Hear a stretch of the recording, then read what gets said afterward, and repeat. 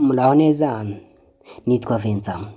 Turi mu bihe bitoroshye mu gihugu cyacu cy'u Rwanda, turi mu bihe byo kwibuka abacu bazize Jenoside yakorewe Abatutsi mu 1994. Nubwo turi kwibuka abacu bazize Jenoside yakorewe Abatutsi mu mwaka w'1994, ariko hari ababa batabyishimiye bagenda batangaza inkuru zitari nziza ndetse bagenda banapfobya Jenoside yakorewe Abatutsi. Uyu mukobwa muri kubona hano muri screen zanyu, uyu ni umukobwa wafunzwe, ariko bitewe n'amagambo yanditse kuri status ye akagenda acicikana ku mbuga nkoranyambaga zigiye zitandukanye hano mu gihugu cyacu cy'u Rwanda.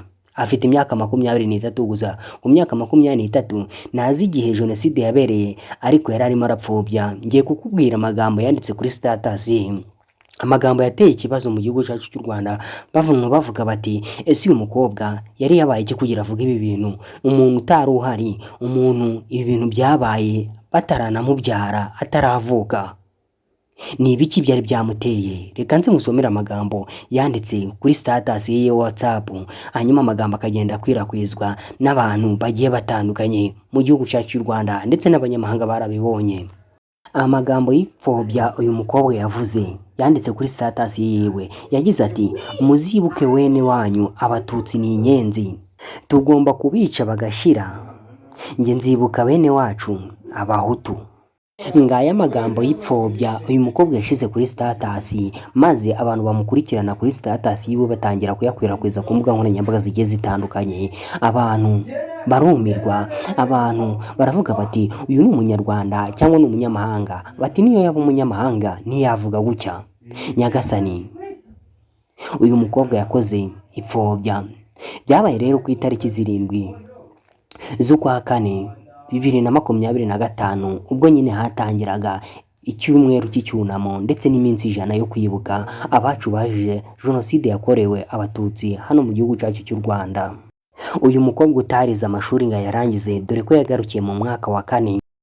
Uyu mukobwa rero wakwirakwije amagambo y'ipfobya afite imyaka 23.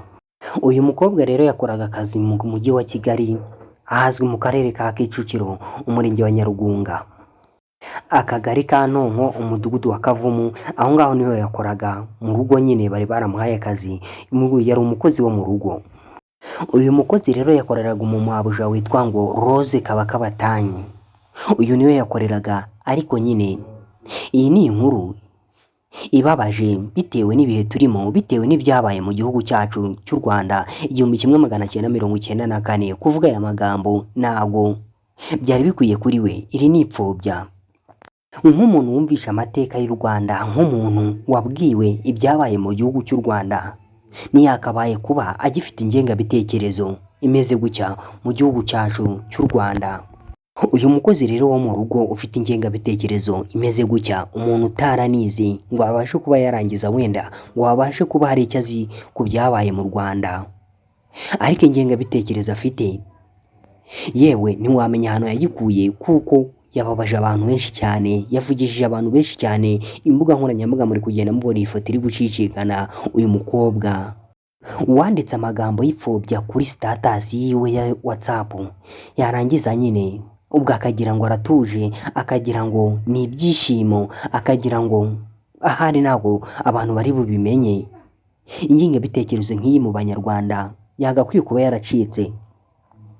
Uyu mukobwa rero abantu bose bari kugenda babona amafoto ye ku mbuga nkoranyambaga, bibaza ibintu byabaye. Gusa hari abatari babimenya, ariko uyu mukobwa nubona ifoto ye ukaba wumvishe aya makuru, uyu ni umukobwa wanditse amagambo kuri status yewe agira ati, muzibuke Abatutsi bene wanyu ni inyenzi, njye nzibuka Abahutu bene wacu, kuko nanjye ndi umuhutu.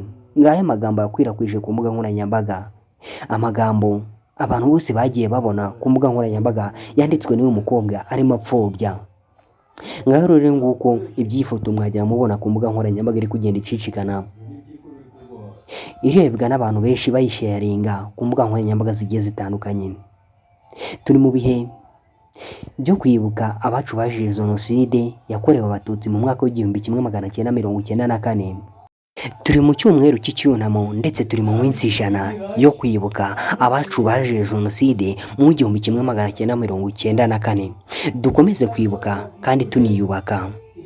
Mugire ibihe byiza, ndabashimiye.